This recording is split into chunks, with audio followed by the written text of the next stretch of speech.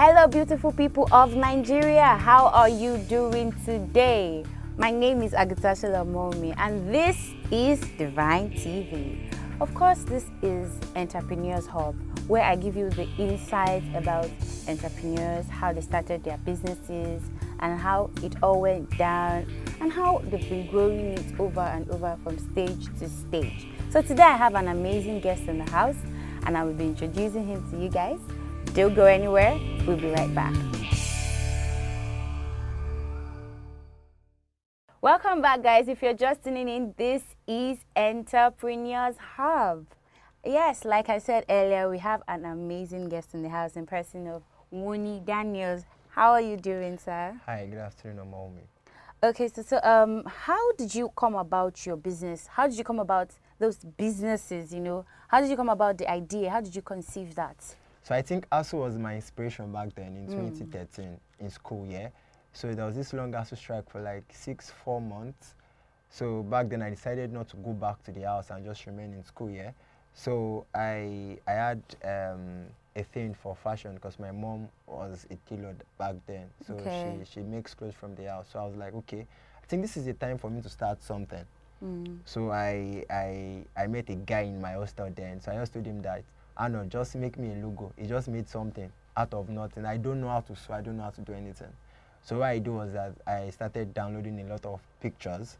Then I went to look for some tailors that could bring forth what I had in my head because I do sketch those times too. So I think that was when it all began, the whole process. So while I was on the verge of becoming a fashion entrepreneur and the likes, I also realized that I needed funds, money to do all those stuff, and that was what birth about businesses, because you also need money to fuel your passion. So basically I think it all started 2013, July 1 to be precise, 2013, when ASU strike started and I was back in school. Okay, so when did you officially, start the whole business, the registration?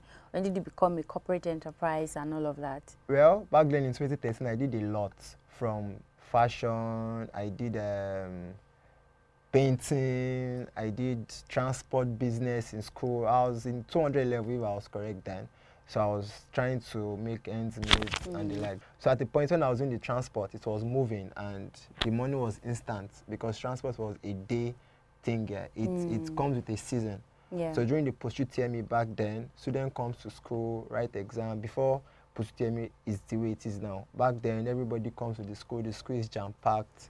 So I figured I was looking for a problem to a solution to a problem rather. So I figured if I could bring in buses to school, and trust me, I was a transportation worker in my church. So that was where the idea came in. So I felt if I could liaise with these bus drivers, then I think Osogbo to Lagos was about 1,000 naira from the park. So I liaised with the drivers. I'll give you 900, yeah. Then you come to the school, and it was a good deal for them because there was no agbero money and no settling. So it was just pick your passenger and drive back to Lagos. And these were all my buses. They were cool buses. So I felt students would still spend as much as 300, 400, 500 from the school to the park. Yeah. So I printed a black and white cardboard and the likes. I pasted it all over the classes where they were writing exam. Then I named it Daily Transport. I had a lot of names when I was starting off business. So I did it at 1.5 and drivers was calling 900, yeah. So I now added an advantage or an incentive, which was, okay, if you go with my boss, you get a free drink and a free gala or something. That was like 100 naira. So I was seeing like 500 naira on each passengers. And I had like 5 buses in the school. So I won my hoodie. I was a tush conductor back then, like Oshodi, yeah. So that particular day, I made about 500 on each passenger. I made about, let's say, 14 passengers. I made about, let's say, 7K per bus. Then times 5 buses. Then other guys that helped me out and we shared, and that was how it started. So that gave me a look in the school, like, okay, this guy is a business person. So I introduced myself in the school as a business person. So gradually, so I saw this as an opportunity during every post-UTME period, every post-UTME season. So I'm always in school. Post-UTME period, folks are always back home for holiday, but I decided to be in school and just make this a 1 week business. Yeah. So as time goes on, I realized that aside from this position, whatever, I realized that some student comes to school a week before the exam. They will need accommodation and they will need tutorials. So I was staying in an hostel of 14 rooms then, and which coppers were more in the hostel. So during that period too, they're always on break. So I spoke to some of them, collected their room, then probably liaised with them. Then me and this my friend again went to print some cardboards and whatever that per night, post-UTME students, 500, 1,000. So we had people crash over in the hostel back then. We also did tutorials. Do you understand? So I brought some friends. Okay, this is an 100 level. Take English, take this. I was charging 1,000 naira for every student just for 5 days, and I had about 20, 30 students. So during the period of post-UTME, I'm always like, okay, it's time for me to make some money. So that also shaped my mindset as, okay, you also need to make money to do one other things. So that also went like that. So during school again, me and my friend came up. Remember I said during the whole transportation business, it gave me a look in school. Yeah. So anybody in school that wants to come up with a business thinks of Wuni. Let me get to meet Wuni. So I had friends that, okay, they want to do a laundry business. Come on, partner. Cool, I'm also a fashion person, so anything that has to do with clothes. So we ran laundry, bought a machine. After classes, we meet some lecturers, get their clothes and the likes. Then that went and the likes. So I was almost into every business in school.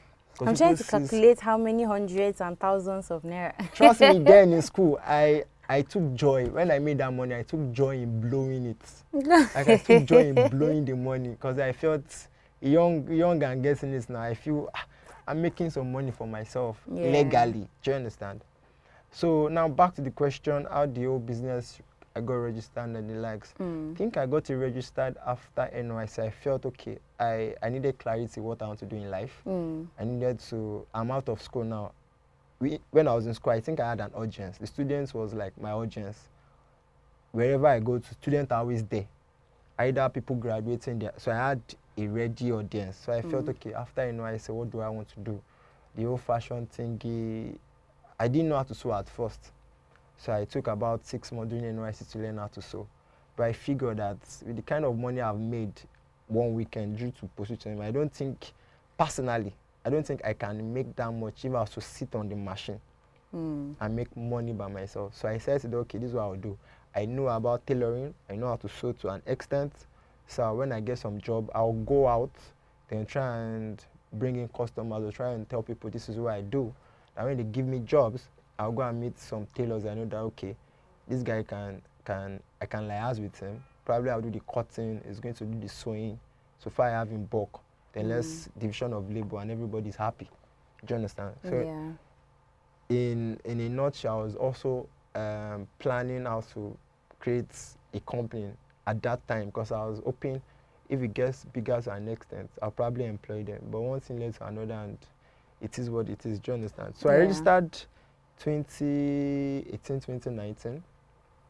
December that year, I registered. So officially, I think I registered the business 2019.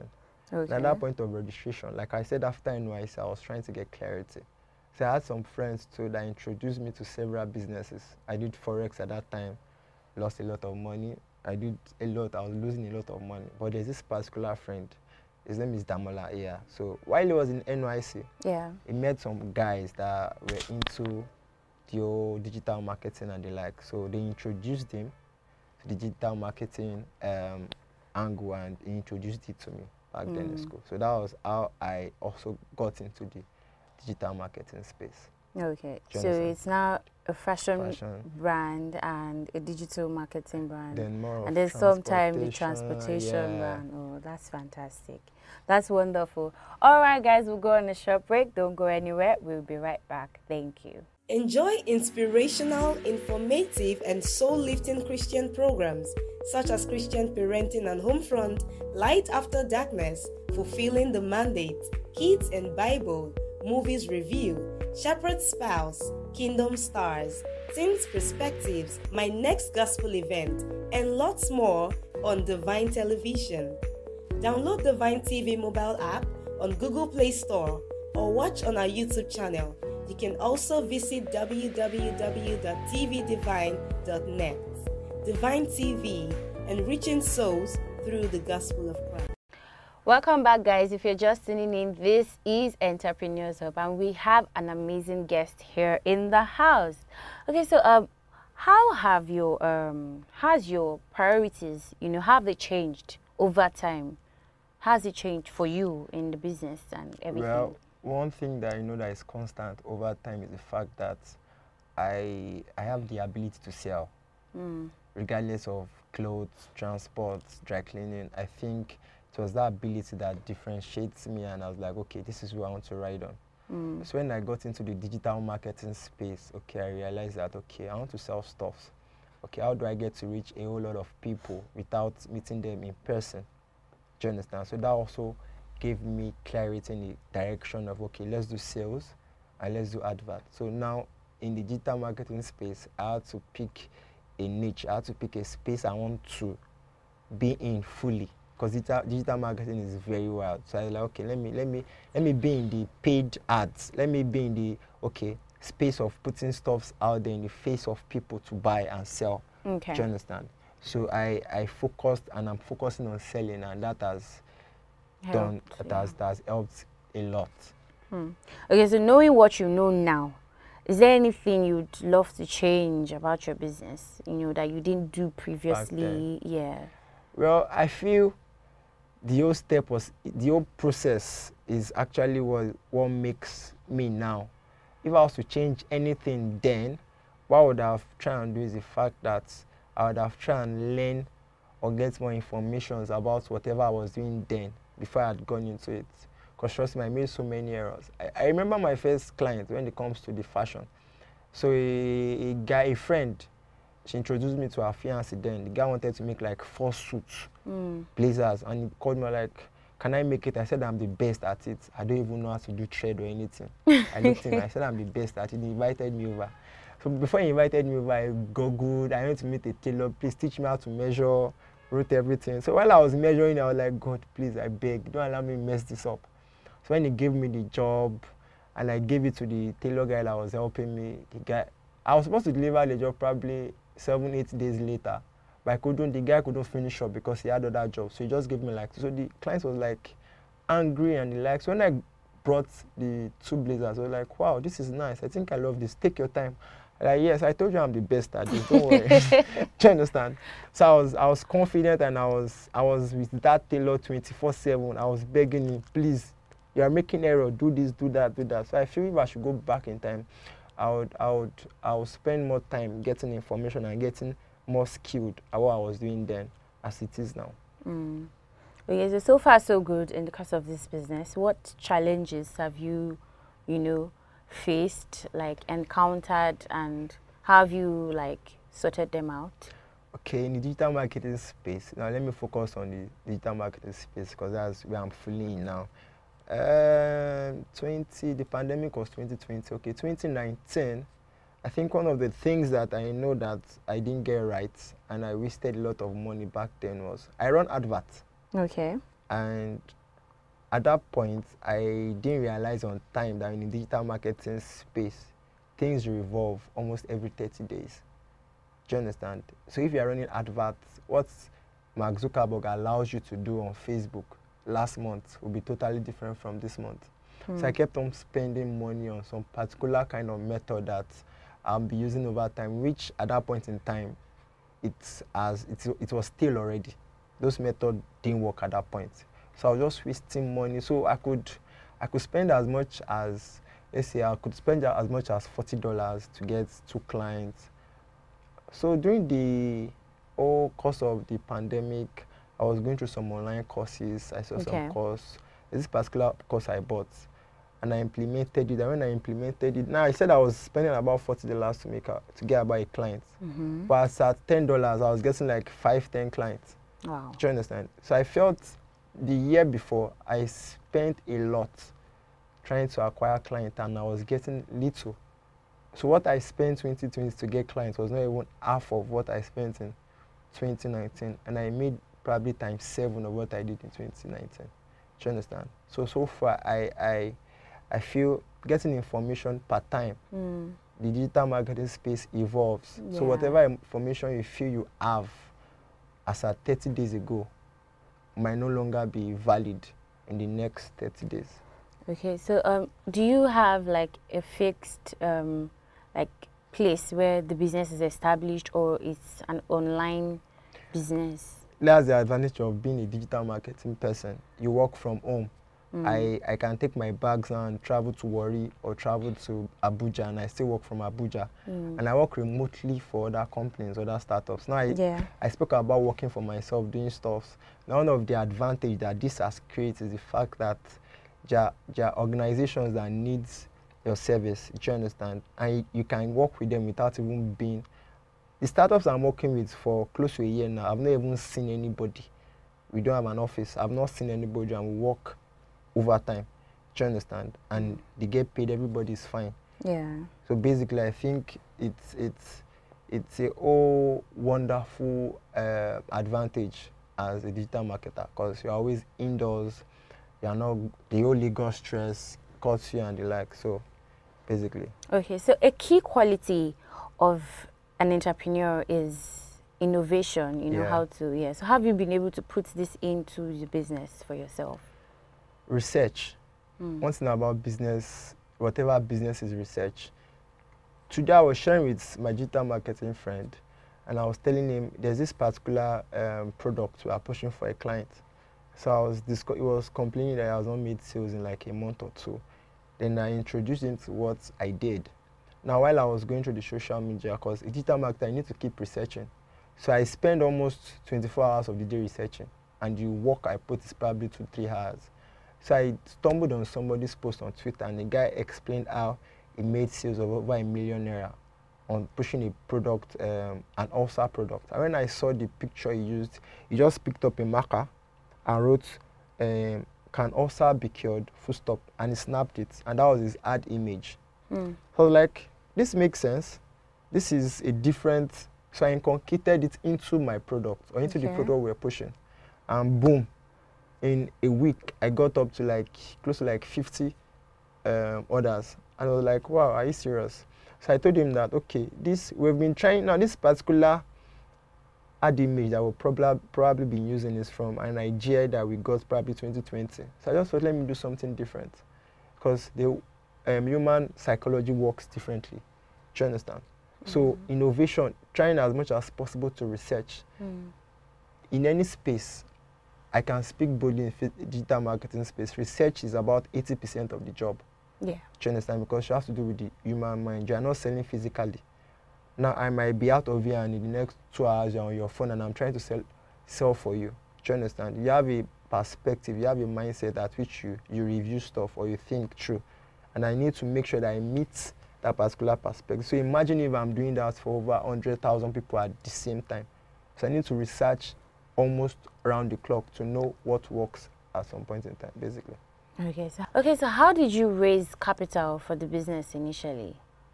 Okay, before you answer that, let's just go on a break. Please, guys, don't go anywhere. We'll be right back. Thank you. Enjoy inspirational, informative, and soul-lifting Christian programs such as Christian Parenting and Homefront, Light After Darkness, Fulfilling the Mandate, Kids and Bible, Movies Review, Shepherd's Spouse, Kingdom Stars, Teens Perspectives, My Next Gospel Event, and lots more on Divine Television.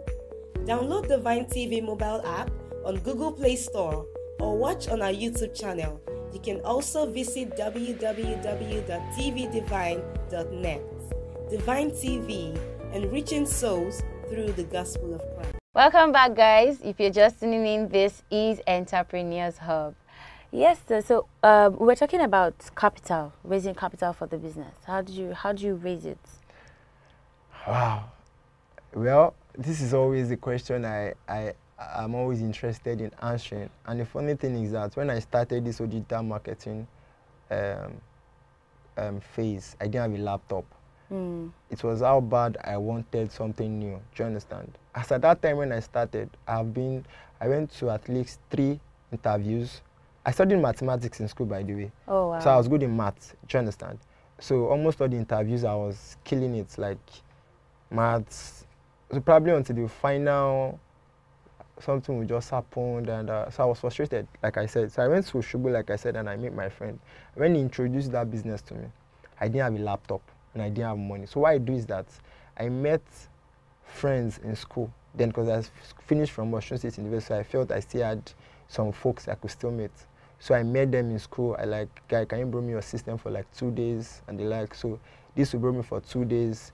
Me and Damla would put me through some work, we'll work, then I'll return the system. Some days Damla could be sleeping at night, I'll be using the system. So the first week, I made about 100,000. Okay. And that was the turning point. So my capital then was how bad I wanted it. I didn't have any money at that point.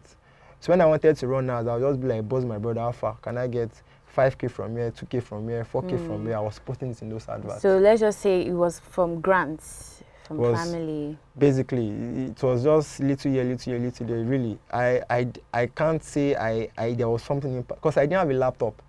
So imagine me, while my friend is done with his work at the day and he sleeps in the night, and me, I wake up in the night and try and work. Start yours, do you understand? So I feel it was basically the hunger and I didn't want to go back to Lagos the same way I came to Oshobo. Do you understand?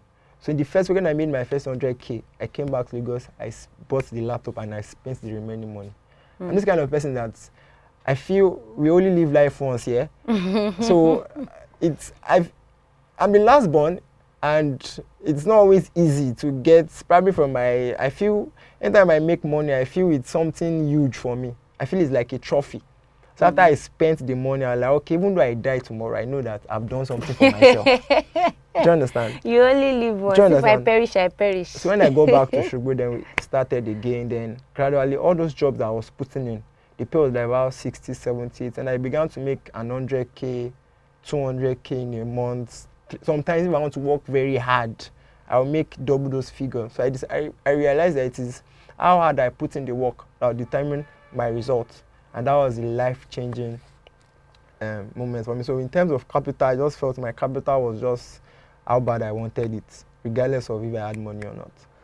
Okay, so for a business to grow, it's often important for the entrepreneur to connect with the audience. So how have you been able to connect with your audience, and to create like strategies and all of that with you? Now, as an entrepreneur, one of the things that stands you out is you being able to listen. Do you understand? And in regards of sales and marketing, what I do most times is I listen to people. I study human psychology. Do you understand? Via your WhatsApp status, via you being in the public, because these are the same people you are trying to push out information or product or service to. Do you understand? So basically, I try as much as possible to, like I said, research is key. Research is key no matter what you are into. I try as much as possible to do my research. Then I try as much as possible to connect with like minds, people that will do the same things together. And I try as much as possible to meet people or connect with people that are ahead of me. Wherever you want to be tomorrow, somebody's there already today. Do you understand? Yeah. That's why till tomorrow I keep speaking about Akin Alabi, Tony Omotosho, Ronald Nzimora, and the likes. And these are one of the persons that I think it was. I went to this Akin Alabi show then, Yeko. He does this, I've forgotten the name, he does this yearly show that he gives about entrepreneurs, about 100,000, 100 entrepreneurs, yeah. So that day I left Oshobo around 6 p.m. I got to Lagos 5 a.m. in the morning. Do you understand? Based on traffic, I got to Beggar Bridge around 3, so I had to chill there, got home around 5. Then I could not sleep because I stay on the mainland and the show was on the island. So I had to, immediately I had to take my beat straight to the island. So I didn't sleep from 6 to just to attend that event. And I feel that was the life-changing moment for me. It was so crazy then. I wanted to make sure that I make something of my life. Do you understand? So when I got to the place, after the whole event and the likes, Akin Alabi shared a book, free book, Tony Omotosho, 7 Money Income. When I saw one of the first things he wrote was the digital marketing, me and my friend, network marketing that we were doing. So that was what gave me more confidence, like I need to pursue this.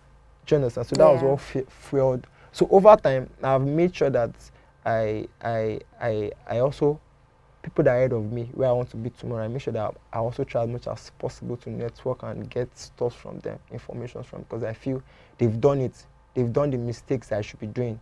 So looking at them, I could jump that step and be better. So basically, that's So it. how do you define success? What's success to you?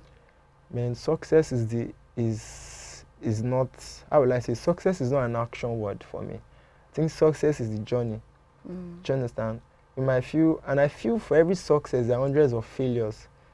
So it's just why I used to tell my friends that I pray we have a success that will cover up for the whole failures. One success that will cover up for 10 failures. So I feel success is how will I put it? Success is you continually being able to come back from every setback. Do you understand? Like for every failure you've gone through, for everything that you've had failure in, success is you being able to come back from it and bounce back from it. So I don't see success as a destination. When I get here, I'm successful. Dangote is still finding money. Yeah. Do you understand? As at this morning, Elon Musk was to buy Twitter. Yes. Still finding money. Do you understand? So success is not now. It's a process. It is when we are no more that our legacy can be defined as successful. So what advice would you give to young people that want to venture into entrepreneurship? What would you advise? Well, what I would say is the fact that I believe I've met few that they are much of I don't have capital and most times when I get to them it's going to look as if I'm being aggressive, but I feel like I said I did not have like a particular amount of money. I just feel we are in a dispensation whereby if you have data, you have access to a lot of things. Yes. A lot of things. So I feel for young upcoming entrepreneurs, cut excuses. Nobody wants to listen to your excuse. Don't always, one of the things that my mentor used to tell me, he does not expect, if Mr. Ronald tells you do this, he does not expect you to come and say, Mr. Ronald, I had this issue, because if you have an issue, there's always hundreds of ways to go about it. There's Google, there's this. So even though you have that issue that you've not gotten a way out, while you are coming back to him, you have series of ways that you've tried to solve those issues. Do you understand? So cut down excuses. Don't be so comfortable giving excuses. Everybody now, if it doesn't work, they'll say, okay, it's because it doesn't work. It's because my father is not $10. It's because I'm not this, because I'm not that. Then how bad you want it is very important. How bad do you want it? Are you the kind of person that if you don't get it today, you just sleep and say, okay, that's it. So it's how bad you want it. Cut excuses. Okay, so how have you enjoyed being an entrepreneur? Freedom. Freedom is I've enjoyed freedom. Based on if I work from home, so I can be anywhere at any time. Do you understand? Yeah. But it can be crazy. So as an entrepreneur, I've enjoyed freedom. I've enjoyed meeting a lot of people. Because one thing about entrepreneur is that entrepreneur opens you up to other industries, not just the industries, basically. Wow, that's amazing. So far so good. You can say that your business has shaped you and it has, changed so much. Yeah, it has. It has. That's great to hear. So what qualities of an entrepreneur do you think you have that has influenced your business? Perseverance. I'm a never say never guy. Perseverance.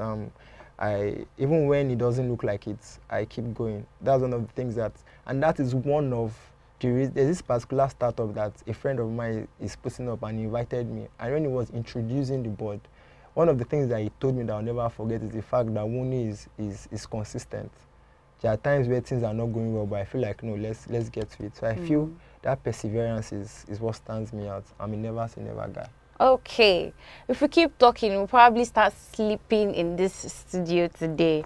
All right, that will be all. And it's been amazing, getting to hear all of these journeys, the insights, everything. We've learned, so much from you. And so can you tell us about your social media handles and where we can meet you so we can know? Okay, thank you for having me, first of all. My social media handles, Wuni Daniels. On Instagram, Wuni Daniels. On Twitter, Wuni Daniels. I think it's on Facebook that is just Ola Wuni Daniel. Okay. Ola Wuni Daniel. So Wuni Daniels on all platforms. All right, guys, that will be all for today on the show. You're watching Entrepreneurs Hub. I remain your humble host, Agutashalo Omomi, and this is Divine TV. Don't forget to follow us on all social media platforms, and also make sure you follow us on YouTube, subscribe, like, and comment. And of course, enjoy the show.